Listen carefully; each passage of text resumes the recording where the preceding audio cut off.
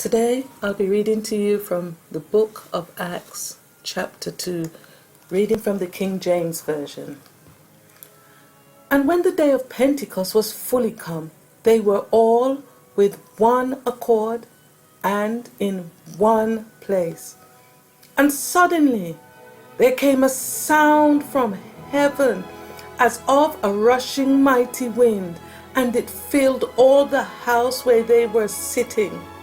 And there appeared unto them cloven tongues like as of fire, and it sat upon each of them. And they were all filled with the Holy Ghost, and began to speak with other tongues, as the Spirit gave them utterance. And there were dwelling at Jerusalem Jews, devout men, out of every nation under heaven. Now, when this was noised abroad, the multitude came together and were confounded, because that every man heard them speak in his own language. And they were all amazed and marveled, saying one to another, Behold, are not all these which speak Galileans? And how hear we every man in our own tongue, wherein we were born?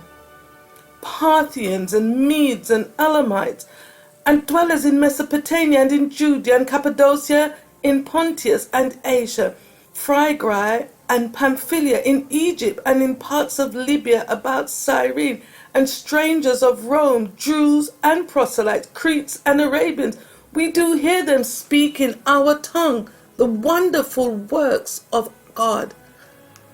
And they were all amazed, and were in doubt, saying one to another, What meaneth this?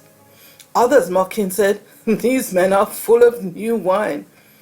But Peter, standing in the 11, lifted up his voice and said unto them, Ye men of Galilee, and all ye that dwell at Jerusalem, be this known unto you, and hearken to my words. For these men are not drunken, as ye suppose, seeing it is but the 3rd hour of the day.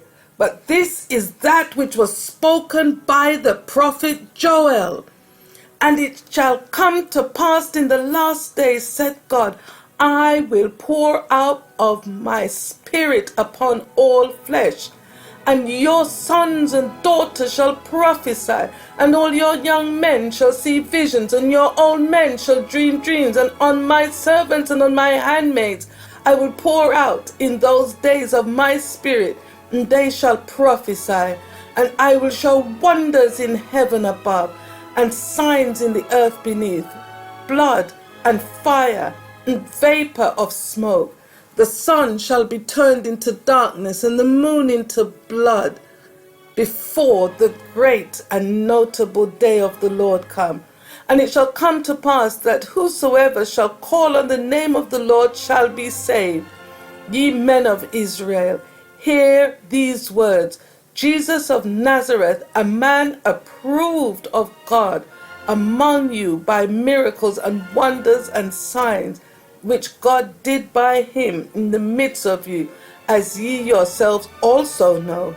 Him being delivered by the determinate counsel and foreknowledge of God, ye have taken, and by wicked hands have ye crucified and slain, whom God had raised up, having loosened the pains of death, because it was not possible that he should be holden of it.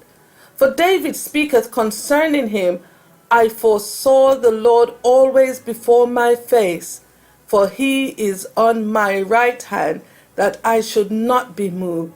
Therefore did my heart rejoice, and my tongue was glad. Moreover also my flesh shall rest in hope. Because thou wilt not leave my soul in hell, neither will thou suffer thy Holy One to see corruption. Thou hast made known to me the ways of life. Thou shalt make me full of joy with thy countenance. Men and brethren, let me freely speak unto you of the patriarch David, that he is both dead and buried, and his sepulchre is with us unto this day. Therefore, being a prophet, and knowing that God had sworn with an oath to him, that of the fruit of his loins, according to the flesh, he would raise up Christ to sit on his throne. He, seeing this before, spake of the resurrection of Christ, that his soul was not left in hell, neither his flesh did see corruption. This Jesus had God raised up, wherefore we all are witnesses.